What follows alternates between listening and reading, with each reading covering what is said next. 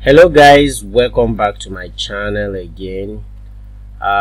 It's been a while. I've done some videos, and the last video I did, I was waiting for a review, but for the sake of other people that don't know about this secret about QuickBooks point of sale, I think I'll walk you way through it, and then let's go. All right guys, so people keep asking this question: does QuickBooks point of sale do a more or less like credit sales without the accountant?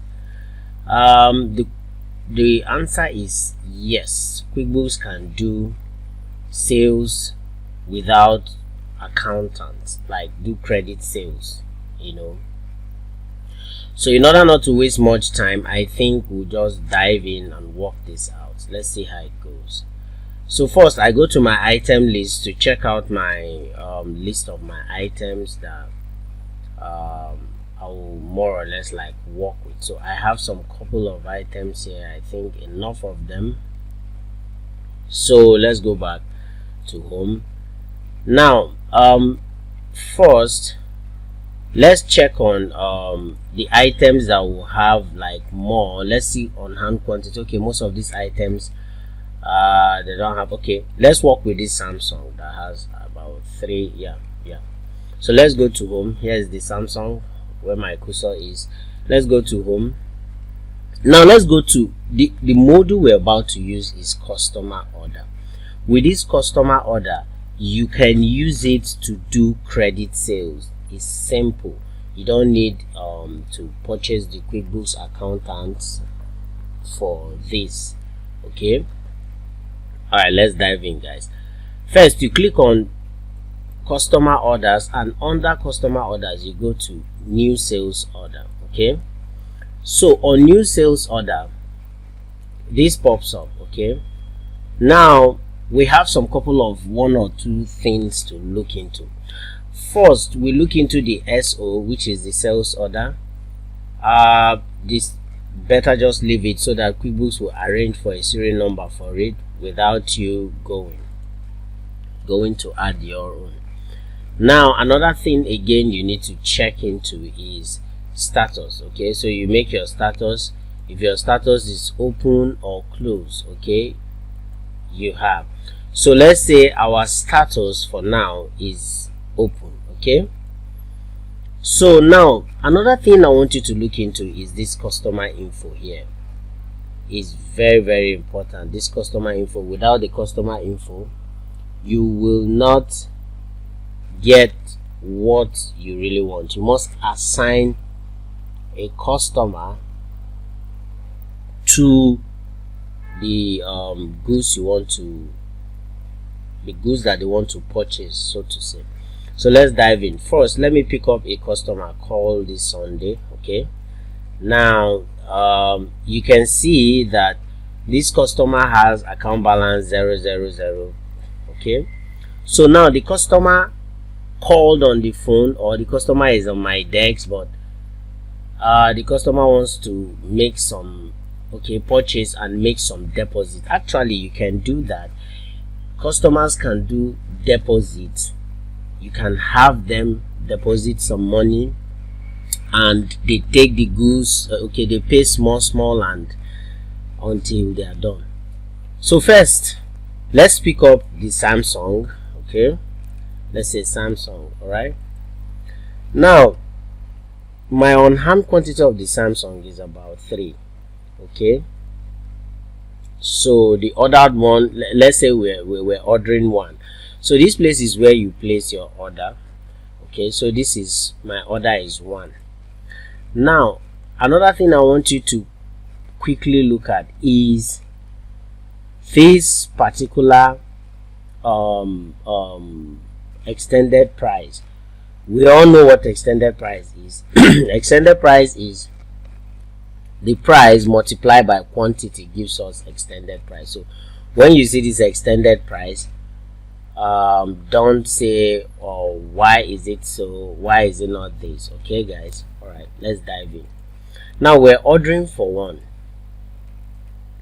Now what I want you to quickly look at is this particular place written instructions. Okay, now this particular place written instructions is one thing I want you to look into. Okay, now you can say you can say Sunday. Okay, sorry, let me use caps. You can say Sunday will pay up this bill, let's say 3 weeks later. You can just play around with these instructions. You just give an instructions to this particular stuff. So you have save and print and save only. Obviously I don't want to do save and print because I don't have printer, so let me just walk into save only. Now you find out that you have order list. You already have one order list waiting for you, and this order list waiting for you is you have an order, you placed an order. Now there are some simple more or less, like there are some modules that you will use to achieve this success.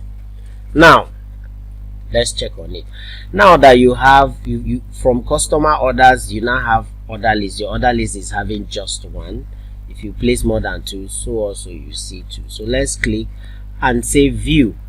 Now we view, look at the order list. It's about $120, and now I want you to look at this carefully. Now you see balance due is 120, meaning this is the balance the customer was supposed to pay. Now balance deposit is 00. Are you seeing it? Now the total here becomes 120, unfilled 100, and the rest of them. Okay, now let's see how this particular customer can deposit money, and we follow up. Now you see this icon of I want to, you click on it.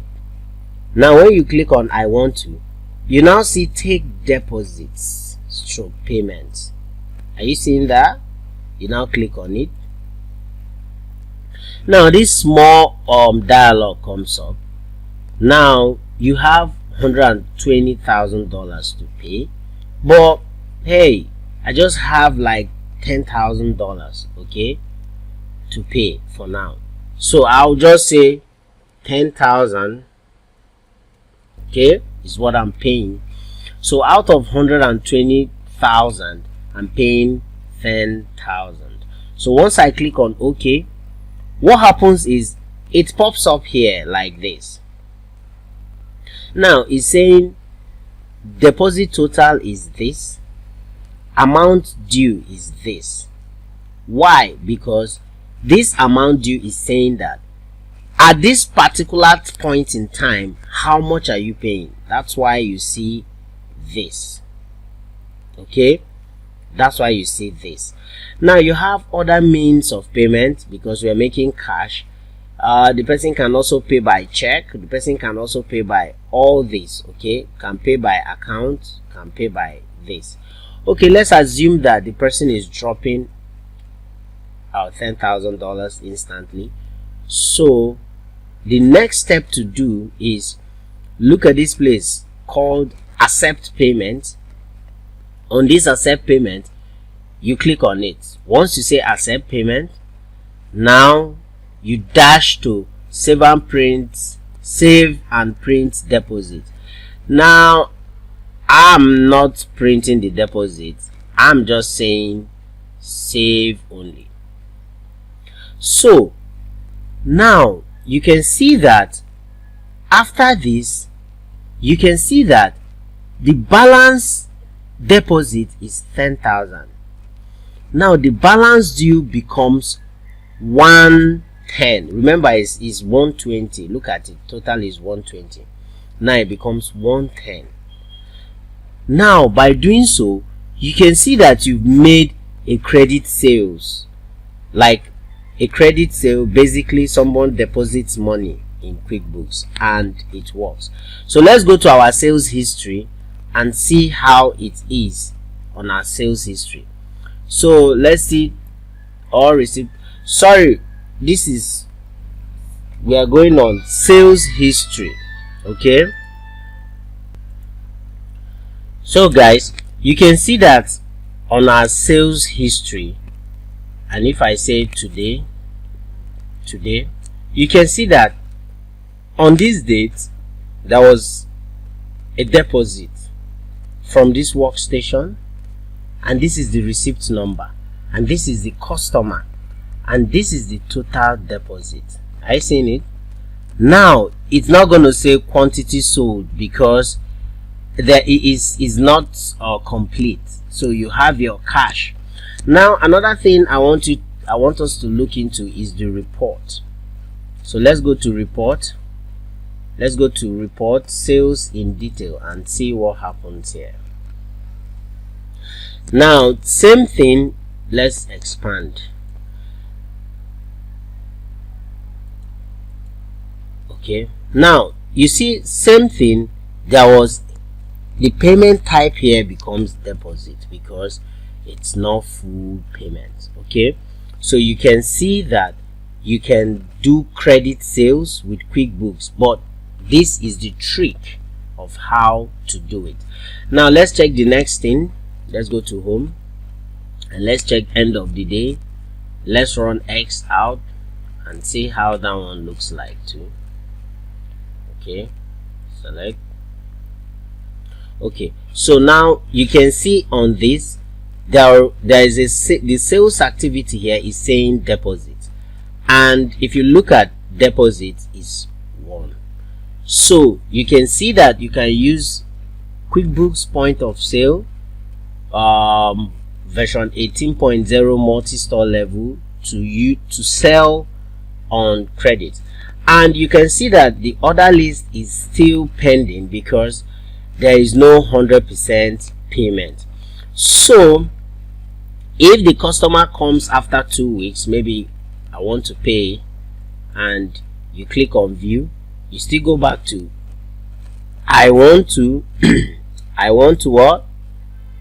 Also take deposit payment. And actually you can also refund it. Okay, but let's look onto this take deposit payment again. Now you have this 110, right? So let's say okay, the customer paid in this time around 20,000, 21, 2, 3, 20,000, and okay, and then accept payment and say save. Now you can see that the balance due remains 90,000. Okay, and deposited this. Okay, you can see that the first one was 10 and the second one is 20, so it becomes 30, and still you still have your total balance to pay. Now let's go back again. We'll go to sales history, and you can see that today it takes down a deposit report of this time around this. And once you go to report sales and sales in detail, you still see that there is a deposit, so you can follow up your customer. So you have 20 and 10, which is what? Which is 40, yeah, 30,000 rather, not 40. Sorry about that. So you see, you can follow payment until the customer pays completely. So, and you're still having this. Okay, now let's check report under customer. Let's check customer sales. Okay, so under customer sales you can see that nothing happened because the money is not completed, right? So now let's say after 2 weeks or 3 weeks or whatever time the customer decide to pay off bills, you still come here and I'll say view. This time around, let's say I want to now actually you can even track the payment history, how this customer have been paying, by going to I want you I want to, and you say payment history. Now you can see how this payment history is going, 20 and 10, which is 30 cash. Okay, see it. All right, and it's saying remaining total is this. Okay, now if you want to complete the payment, now you can, now from payment history, though you can also do it here, but from payment history you can say deposit stroke payment. Okay, you click on it. This time around, let's just finish up. Let's say 90 1 2 3 90,000, and say okay, and accept payment and save. Now you can see that the deposit balance is 120. The total becomes 120, meaning it's 100% paid. Balance due 00. Okay guys, you can see that. Now if you come back and check on sales history, you will see that there is sequential payment of 90 20 10. Okay, so if you now go to reports and go to sales in detail, you can see that it now totally to 120. Okay, are you seeing? Now if you also go to here, you're having everything you want. Okay, it follow the sequential payment and all that, so you can really do deposit and credit using QuickBooks this way without using the accountant. Okay guys, all right guys, thank you. It's nice having us today. Guys, please, if you have questions regarding all these my tutorials, please write your comments below on the comment box, and then I want you to also comment on the next video I will do. You can do that. All right, with this we've come to the end of this tutorials tonight. All right, bye guys, have fun.